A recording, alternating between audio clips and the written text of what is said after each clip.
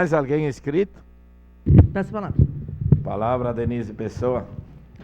Senhor presidente, senhoras e senhores vereadores, eu entendo que esse processo... Primeiro, eu entendo que o plenário é soberano, tá? Isso sempre.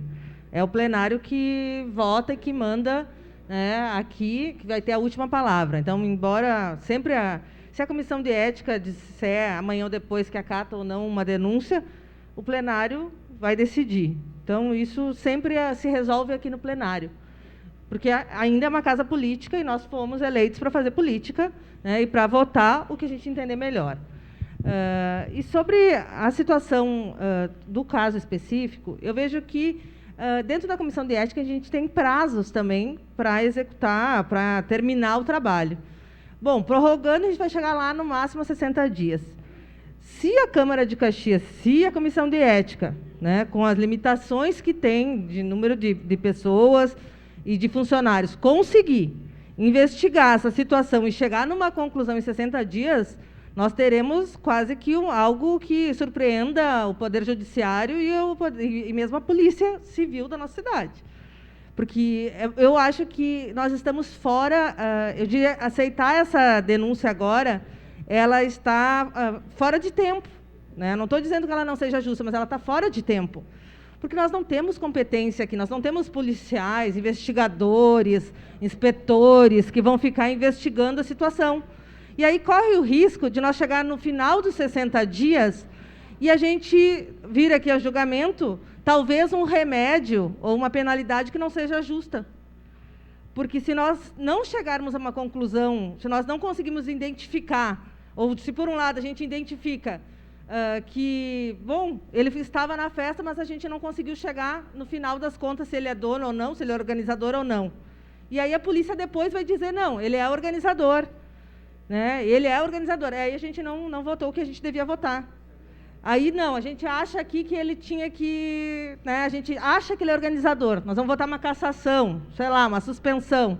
Depois a polícia vai lá, e o Ministério Público, e, né, conclui de que ele não tinha envolvimento algum. Então, a gente tem muito risco de dar a penalidade errada em 60 dias. A gente não consegue resolver essa situação em 60 dias. Então, eu vejo que não é momento agora, até porque a Constituição brasileira diz que as pessoas são inocentes até que se prove o contrário. Então, a gente vai penalizar alguém que a gente, talvez na medida errada, que é mais provável, porque a gente não vai conseguir se apropriar realmente de todos os fatos.